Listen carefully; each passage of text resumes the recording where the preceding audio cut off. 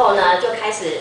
生活就改变了，因着弟兄的不聚会，我们家呢从甜美的家庭变成了爱哭切齿的家庭。常常弟兄一个不高兴，我们吃一顿饭也不晓得是什么原因，弟兄就会突然大发雷霆，然后呢我们其他3个人就是还有2个孩子，就会很紧张的，然后一直吃饭，头都不敢抬起来。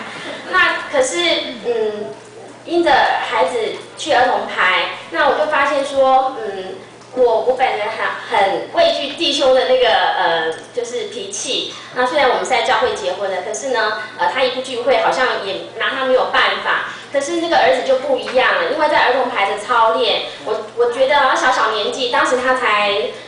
5岁，可是他就很刚强壮胆。当爸爸生气的时候，他就说：“妈妈没有关系，我们来祷告。”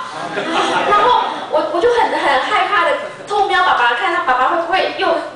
再次的摔东西啊，更火爆。结果没有想到，我们就很大声的祷告，那个孩子小孩子就带头啊，然后弟弟那时候还在抱，他就带头这样子，哦，主耶稣，哦，主耶稣，哦，爸爸生气了没有关系，我们不害怕，爸爸只是生气，爸爸会更好。然后我都不晓得，我都不太记得他祷告什么，反正我就是一直在很紧张的状态当中。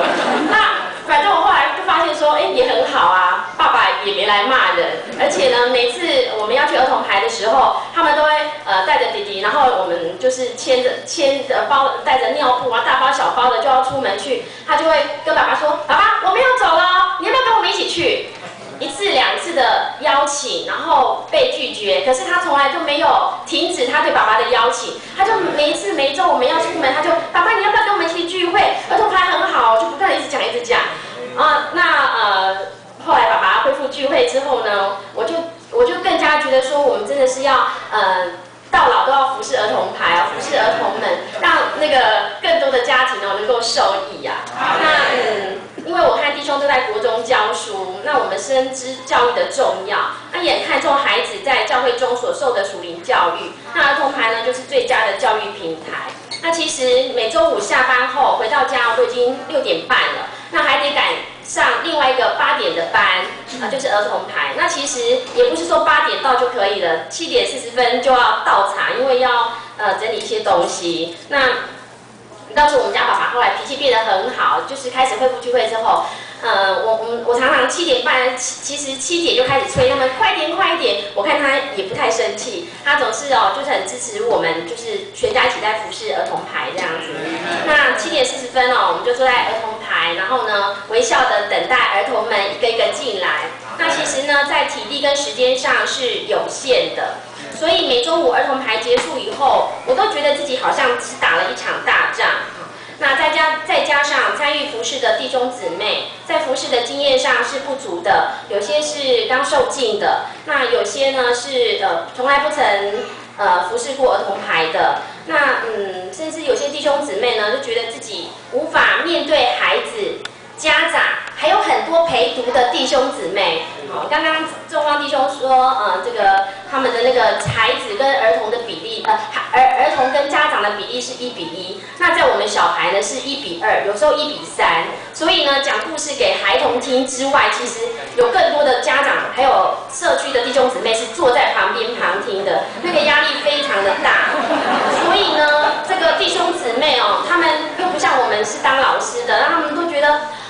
这是一件很可怕的事情，无论是唱诗歌或者是讲故事。所以呢，在陪这些弟兄姊妹他们服侍以前总得要花很多的时间和他们讨论，好让他们能够放胆。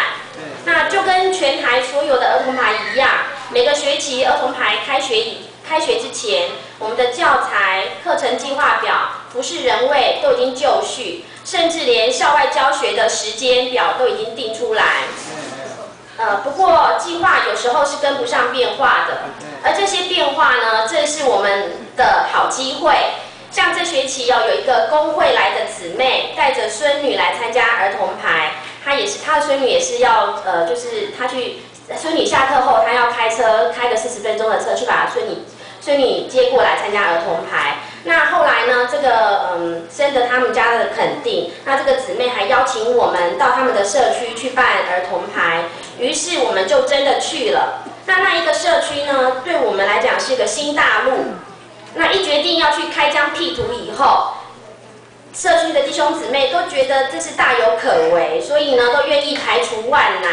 进入一个人生地不熟的环境，一个从未被开发过的处女地。后来虽然没有在那个社区得人，但是经过了那一场战役，我们整个小孩的服侍团就调得更紧密，也更喜乐，然后对走出去办儿童牌这件事情就更有信心，然后能力呢都被加强了。那因此，我们就试着把儿童牌又移师到社区的公园。那因为公园呢是开放性的公众场所，人来人往，那大家都认为在公园其实是比较能够吸引人的。可是呢，要在那边办儿童牌也是更不容易的。那光是要让我们自己的小朋友专注，然后不受到公园里的游乐设施啊、溜滑梯啊影响，就已经是一件难事了。而且在公园里面呢，又有人唱卡拉 OK、做运动，各式各样的人。那后来有一些弟兄姊妹就想打退堂鼓。可是呢，我觉得说，如果人不来儿童牌，那么我们就应该要走向群众，增加儿童牌的能见度。那最好的宣传就是我们这些在其中生活的人，无论是大人或小孩，本身都很喜欢来儿童牌。那一个礼拜呢，我就不断的打电话给姊妹们，就加强他们一面提醒他们，我们曾经有过在那个社区的那个开展的经验，那一面呢就更具体的跟他们讨论整个那个儿童牌的流程。那直到最后，我们大家都有个共识，就是我们服侍的人都应该喜喜乐乐的，这样子呢，才能够让我们的孩子度过一个喜乐的儿童牌之夜。因为我们自己很喜乐，所以希望有更多的人知道我们的喜乐。于是呢，我们就放胆的把儿童牌移到公园里。那我们的定位不是所谓的公园福音，也不是展览或表演，所以不必事先彩排，更没有增加任何的噱头。重点是我们自己要尽情的唱，开心的玩。弟兄姊妹听到这样低门槛的目标，就如释重负。和平常的儿童牌一样，我们以祷告揭开序幕后，就开始吸引民众的目光。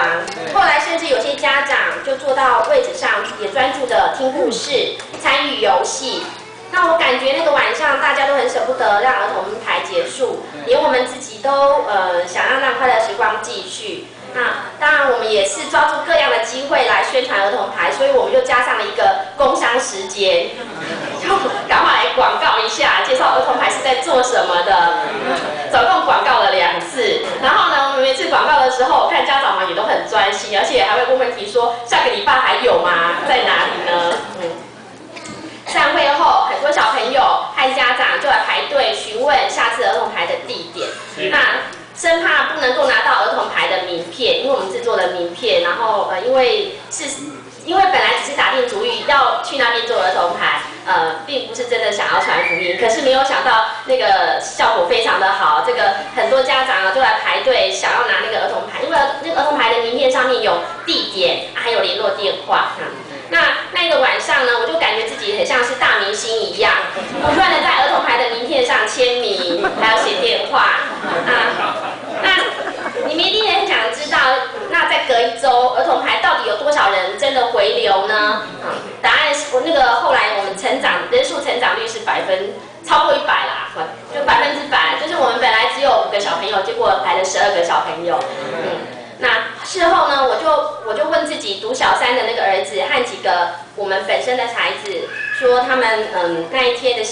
就是对那一天的儿童牌感觉怎么样？那他们都说好高兴哦，看到他们高兴的表情，那我们几个妈妈真的是非常的喜乐。那更让我们开心的是，这些社区家长的给我们高度肯定。然后那个晚上还有2个带着孩子到北投亲戚家去玩的家长问我们说，他们住的地方是不是也有类似的儿童牌？一个是从台中来的，一个是从那个台南来的。